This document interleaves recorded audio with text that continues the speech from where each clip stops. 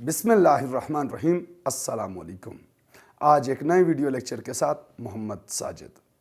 आज हमारा टॉपिक है कंट्रोल ऑफ हार्मफुल बैक्टीरिया, कि हमारे पास वो बैक्टीरिया जो कि हमारे लिए हार्मफुल हैं, हम उन्हें कैसे कंट्रोल करेंगे। अब हमारे पास अगर हम लोग control of harmful bacteria on human बात करें तो उसका हमारे पास मेजर 2 वेज।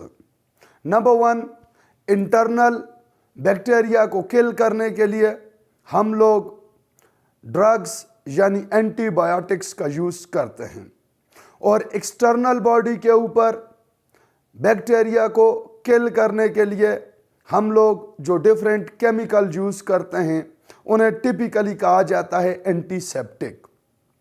लेकिन आज हम लोग जो कंट्रोल ऑफ हार्मफुल बैक्टीरिया की बात करेंगे तो वो न सिर्फ with relevant to human but also with the different materials which spoiled by bacteria, कि हमारे पास बैक्टीरिया न सिर्फ ह्यूमन की बॉडी में कैसे कंट्रोल होगा, और इसके साथ साथ जो हमारे यूजफुल सब्सटेंसेस को बैक्टीरिया स्पॉइल करता है तो उसे हम कैसे कंट्रोल करेंगे।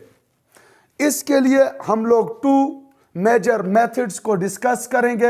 Number 1 physical method, number 2 chemical method.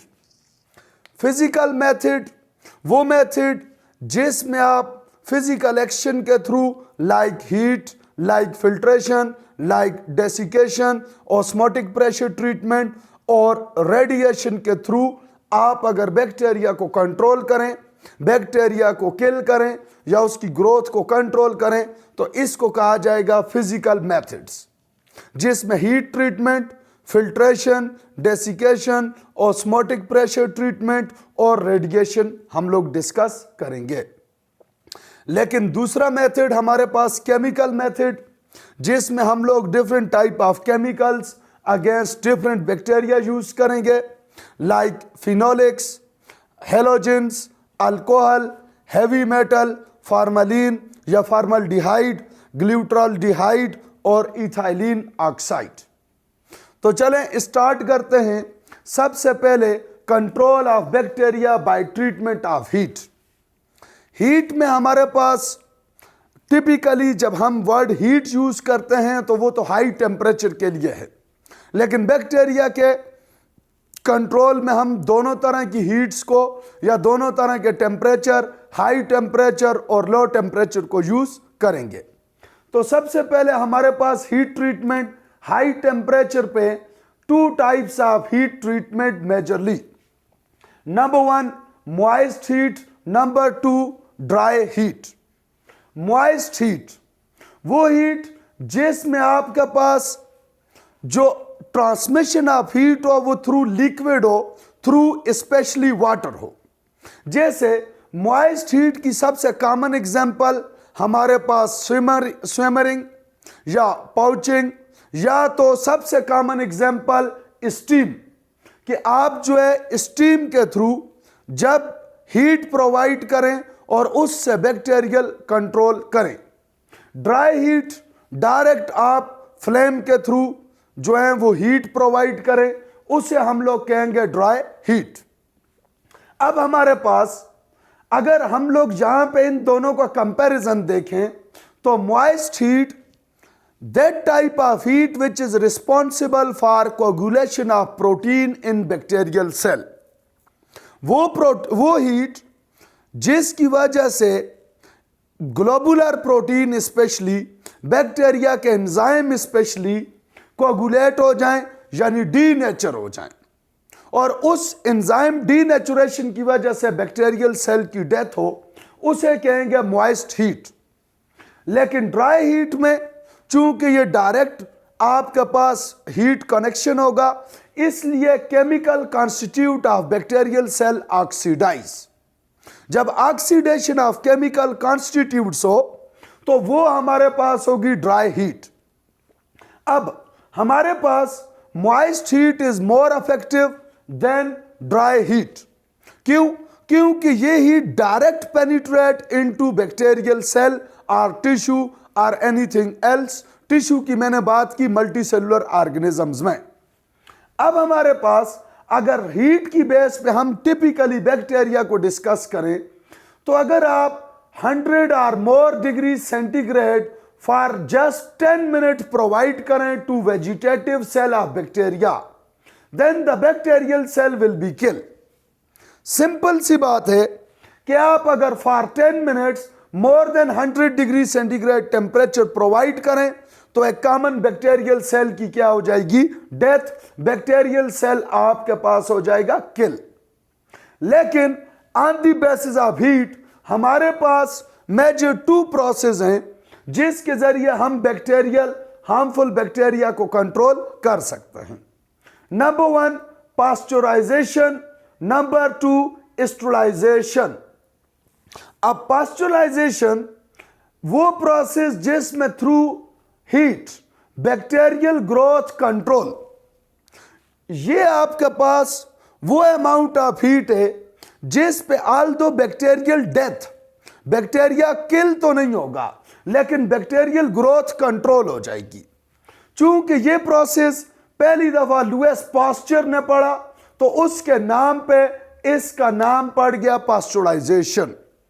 Pasteurisation biostatic affect है या कि सिंपली बैक्टीरियोस्टैटिक अफेक्ट है जिसमें बैक्टीरियल ग्रोथ को कंट्रोल किया जाएगा। अब पास्चुराइजेशन की 2 टाइप्स ऑफ ट्रीटमेंट है।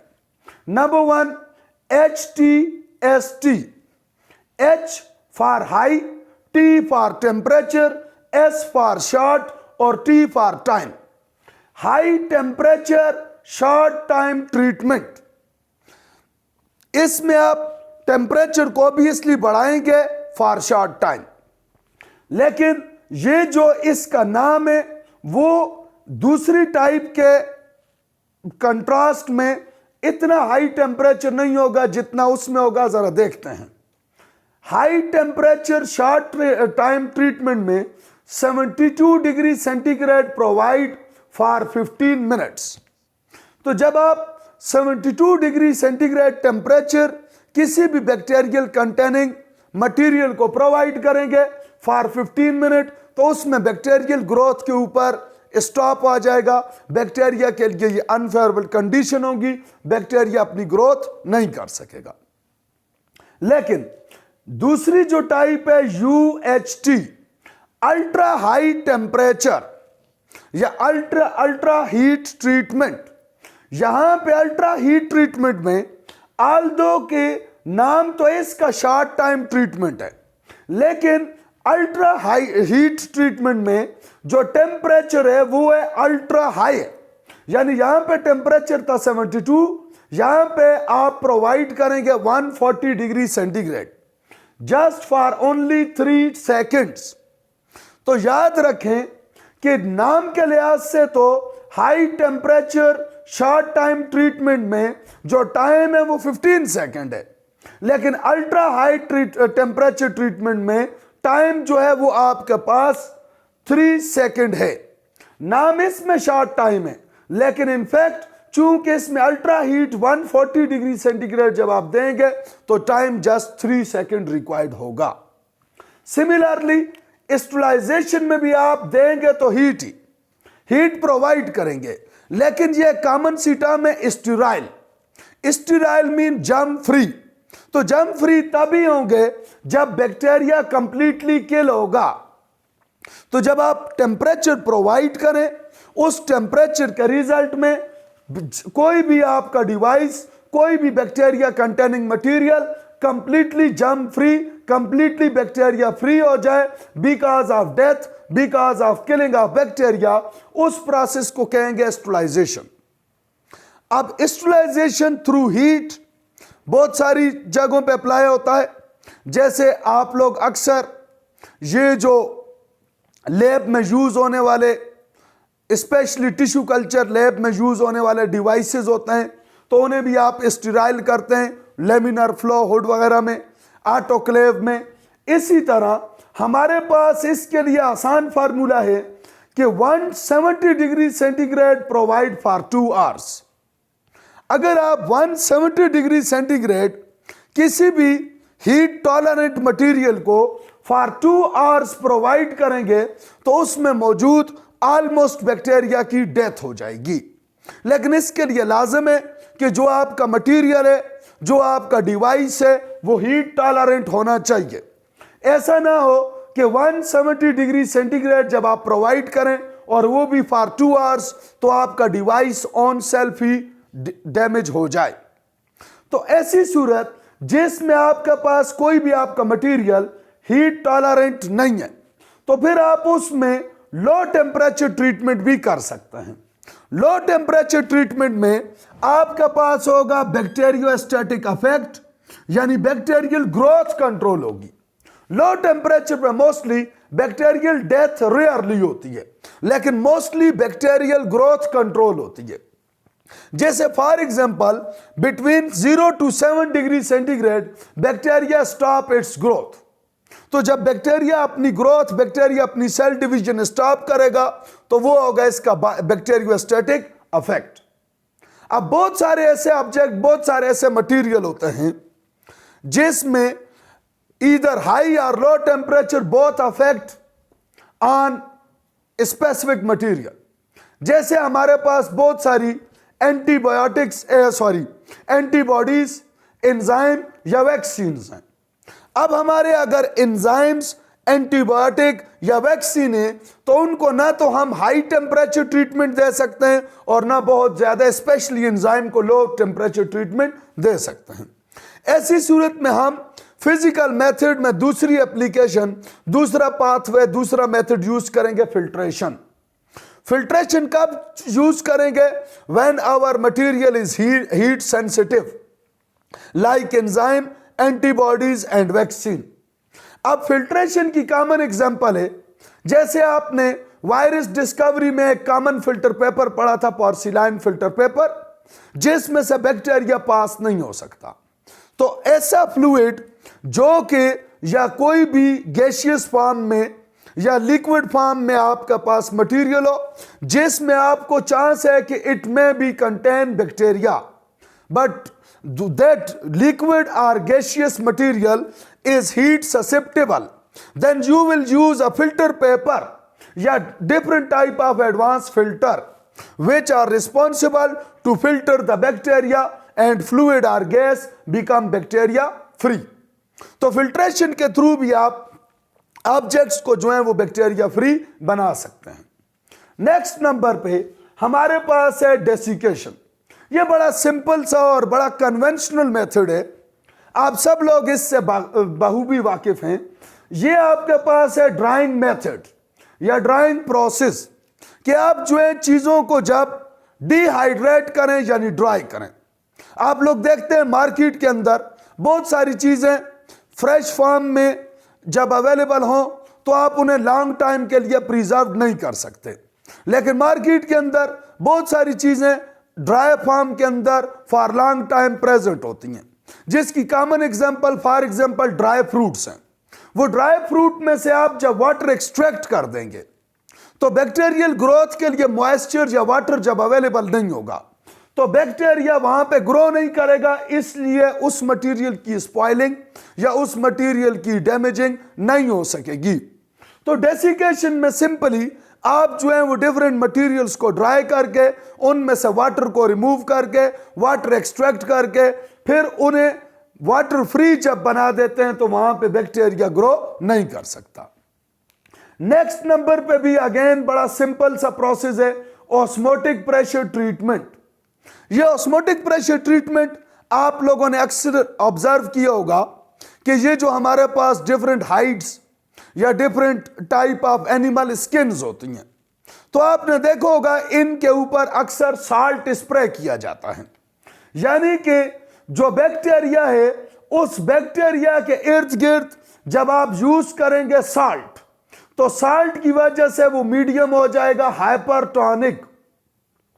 जब वो मीडियम हाइपरटॉनिक होगा तो बैक्टीरिया से एक्सोऑस्मोसिस स्टार्ट हो जाएगी, बैक्टीरिया सेल से वाटर रिमूव होना शुरू हो जाएगा, एक्सोऑस्मोसिस होना शुरू हो जाएगी। उस एक्सोऑस्मोसिस की वजह से बैक्टीरियल सेल श्रिंक होकर अपनी ग्रोथ नहीं कर सकेगा।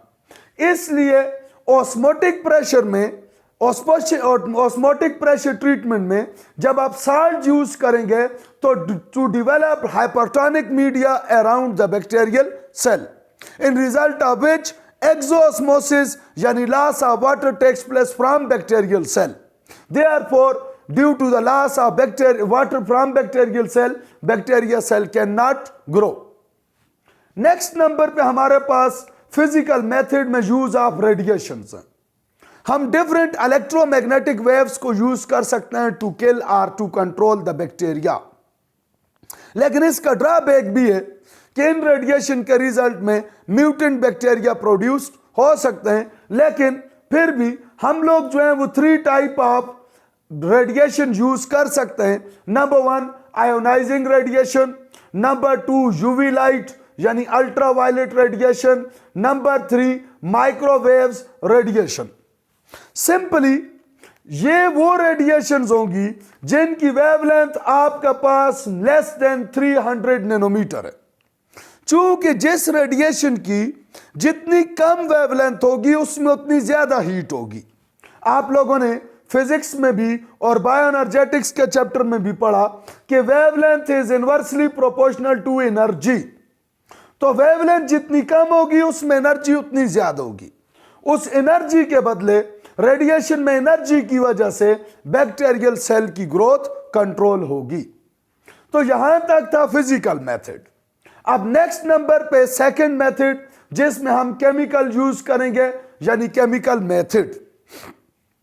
केमिकल मेथड के लिए तो सिंपली हमारे पास बड़ी सिंपल सी टर्म यूज होती है एंटीसेप्टिक, कि जब कभी आप केमिकल को यूज करें एक्सटर्नली, इस बात का ख्याल रखना है, एक्सटर्नल यूज में मोस्टली, तो एक्सटर्नल यूज में जब आप केमिकल को यूज करें और वो केमिकल ईदर कंट्रोल और किल टू बैक्टीरिया, उसको कहा जाएगा एंटीसेप्टिक। इन एंटीसेप्टिक्स में डिफरेंट एग्जांपल में number 1 phenolics, those compound which contain phenol. Phenol जो है या फिनोलिक कंपाउंड जो है ये आपके पास स्पेसिफिकली यूज होता है to kill the gram positive bacteria. Gram positive bacteria are susceptible to phenolics, they can not tolerate to the phenolic chemical oxidation. तो उस पे ग्राम पॉजिटिव बैक्टीरिया जो है वो क्या हो जाएंगे, किल। लेकिन इसको रेगुलरली यूज नहीं करना चाहिए क्योंकि phenolics are also poison for human health. Next number पे halogens. Halogens as a chemist आप सब जानते हैं कि वो ग्रुप जिसमें क्लोरीन, आयोडीन, ब्रोमीन एक्सेट्रा। तो ये हेलोजेंस में आप हेलोजेंस को यूज करते हो एज अ डिसइंफेक्टेंट। आजकल तो आप सब लोगों ने देखा होगा कोरोना की वजह से हर जगह पे डिसइंफेक्टेंट लगे, तो वो डिसइंफेक्टेंट में जो कॉमन गैस होती है वो होती है क्लोरीन। क्लोरीन जो है वो यूज की जाती है एज अ डिसइंफेक्टेंट, और यही क्लोरीन वाटर ट्रीटमेंट में भी यूज की जाती है to remove the contamination of bacteria from water. ये जो ड्रिंकिंग टैंक्स वगैरह होते हैं इनमें भी क्लोरीन को यानी हेलोजन को ऐड किया जाता है for disinfection of water. Similarly एक बड़ा common halogen as a disinfectant या एंटीसेप्टिक के तौर पे यूज होता है। आप सब लोग इसे कॉमन घरों में जानते हैं, आयोडीन टिंचर। तो ये आयोडीन भी हेलोजन से बिलोंग करता है। तो ये आयोडीन टिंचर अगेन डिसइंफेक्टेंट या एंटीसेप्टिक है। नेक्स्ट नंबर पे अल्कोहल। ये अल्कोहल बड़े ब्रॉड लेवल के ऊपर यूज किया जाता है एज ए स्टेरिलाइजर। ये यूज किया जाता है फॉर स्टेरिलाइजेशन। ये अल्कोहल में हमारे पास आपने अक्सर देखा होगा कि जब कभी आपको कोई माइनर इंजरी हो या स्पेशली इंजेक्शन लगा दिया जाता है, इंजेक्शन, तो उस इंजेक्शन के बाद या उस इंजेक्शन से पहले उस जगह के ऊपर हल्का सा अल्कोहल लगा दिया जाता है, क्योंकि इंजेक्शन के थ्रू जो इंजरी, जो माइनर इंजरी या जो आपके पास स्किन डैमेज होती है, तो चांस है कि वहां पे बैक्टीरियल इन्फेक्शन हो सकता है। इसलिए वहां पे आपने देखा होगा अक्सर कॉटन के जरिए एक फ्लूइड सा लगाया दिया जाता है जो कि अल्कोहल होता है, इट्स यूज फॉर स्टरलाइजेशन। इसी तरह डिफरेंट सर्जिकल ऑपरेटर्स को भी स्टराइल करने के लिए अल्कोहल को यूज किया जा सकता है। नेक्स्ट नंबर पे हमारे पास है हैवी मेटल्स। हैवी मेटल्स में like copper, like zinc, like selenium, और जो सबसे कॉमन आजकल आप लोग टीवी कमर्शियल में डिफरेंट सोप में भी सुनते हैं, जिसमें हम लोग बात करते हैं सिल्वर की। तो ये जो हैवी मेटल्स हैं ये कॉमनली प्रेजेंट होती हैं सॉफ्ट सोप में। Soft soap mean in shampoo, in face wash, in mouth wash, toothpaste etcetera. तो ये जो शैम्पू या फेस वॉश या माउथ वॉश या ये आपके पास जो डिफरेंट टाइप ऑफ टूथपेस्ट हैं, इनमें हैवी मेटल्स होती हैं and these heavy metals provide protection from bacteria. Next number पे हमारे पास है फार्मलिन। फार्मलिन बड़ा ब्रॉड केमिकल ग्रुप जो कि यूज किया जाता है एज अ प्रिजर्वेटिव। अक्सर किसी लैब में आपका विजिट हुआ हो तो उस लैब में आप देखते हैं कि डिफरेंट स्पेसिमेंट्स को बॉटल्स के अंदर, डिफरेंट बॉटल्स के अंदर प्रिजर्व किया होता है। वो प्रिजर्वेशन जो की जाती है in form of formaldehyde solution या in the presence of formaldehyde solution की जाती है। ये फार्मलिन उस ऑर्गेनिज्म को अपनी ओरिजिनल फॉर्म में न सिर्फ मेंटेन रखती है बल्कि माइक्रो ऑर्गेनिज्म से प्रोटेक्ट भी करती है। लेकिन फार्मलिन या फॉर्मल्डिहाइड का एक इशू है कि ये बड़ी इरिटेटिंग है या सिंपली एलर्जिक है। तो इसकी रिप्लेसमेंट में जो आजकल केमिकल यूज किया जाता है वो है glutaraldehyde. Glutaraldehyde is also preservative but less irritating than formalin. तो इसलिए आपने याद रखना है कि जो कॉमनली यूज की जाती है वो फार्मलिन है, लेकिन फार्मलिन की एलर्जिक या इरिटेटिव प्रॉपर्टी की वजह से इसकी रिप्लेसमेंट में आजकल यूज किया जाता है glutaraldehyde. Last but not least ethylene oxide sorry, ethylene oxide strong chemical है। This chemical can even damage to endospores. वो एंडोस्पोर्स जो हजारों साल तक आपके पास डॉर्मेंट फॉर्म में रह सकते हैं, जैसे हम लोगों ने पढ़ा था कि हमारे पास एंडोस्पोर में भी remain dormant for 7518 years Minnesota lake से जो निकाले गए थे। लेकिन ये एंडोस्पोर जो इतने लॉन्ग टाइम तक डॉर्मेंट फॉर्म में रह सकते हैं, लेकिन इनको अगर 4 to 18 आवर्स तक एक्सपोज किया जाए इन इथाइलिन ऑक्साइड तो एंडोस्पोर्स की भी इवन क्या हो सकती है, डेथ, यानी ये भी किल किए जा सकते हैं by using ethylene oxide during duration of 4 to 18 hour exposure. तो यहां तक कॉमन हमारे पास कंट्रोल ऑफ बैक्टीरिया थे जो कि आपके सिलेबस में मौजूद थे। होपफुली आप लोगों ने लर्न किया होगा। फिर भी अगर किसी का कोई क्वेश्चन हो, इंशाअल्लाह अज़ीज़ उसे पॉजिटिवली रिप्लाई किया जाएगा। Thanks you very much.